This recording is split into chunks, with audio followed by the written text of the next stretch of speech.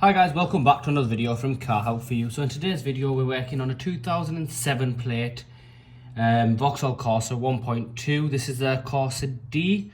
The problem with this car is what's happening is you start the engine, it cuts off.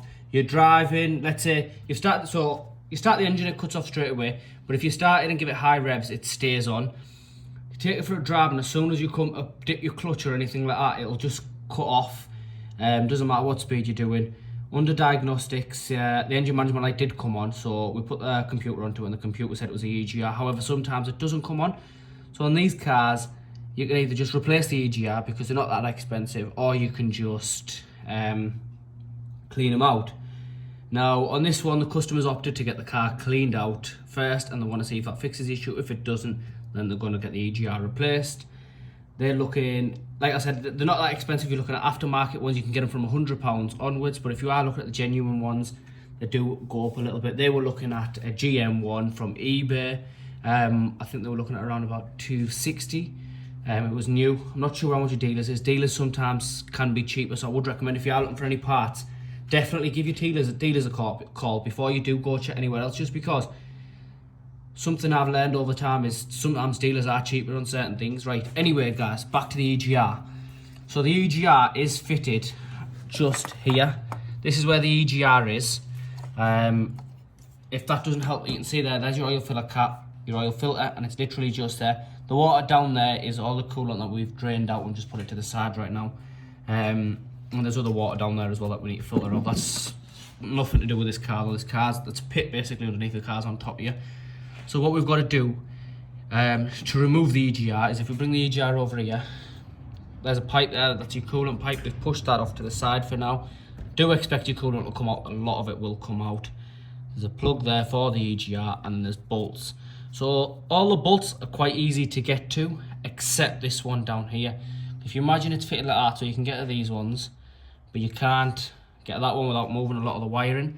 So as you can see, we've unplugged all the cables here. There's a bracket here, we just unclip that. Anything that comes in your way and you can remove it without damaging it, just remove it. That's the EGR pipe.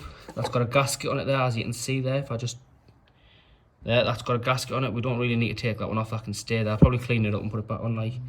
But the EGR's got its own gasket, which is there, and it just sits on there like that. Now this EGR, as I've said, I've already started removing it, and it has got a lot of crap in it, so we are going to clean it all up and fit it back on. The EGR does work.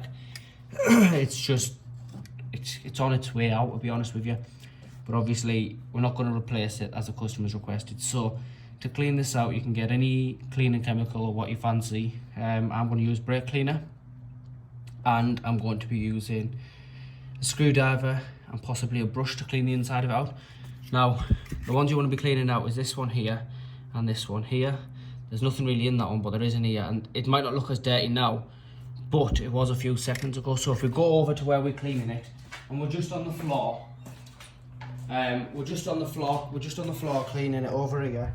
So if I bring you down to here, you can see we're just here, and this is all the crap that has come out of it. So we're just on top of the cardboard, and this is all the crap that comes out of the system. All the soot on that, so we put the gasket to the side, and all we're doing is we're just going on the inside like this. And you shouldn't be using a lot of pressure. If you're using a lot of pressure, you're doing something wrong. And you can see it just come out onto the screwdriver there, like.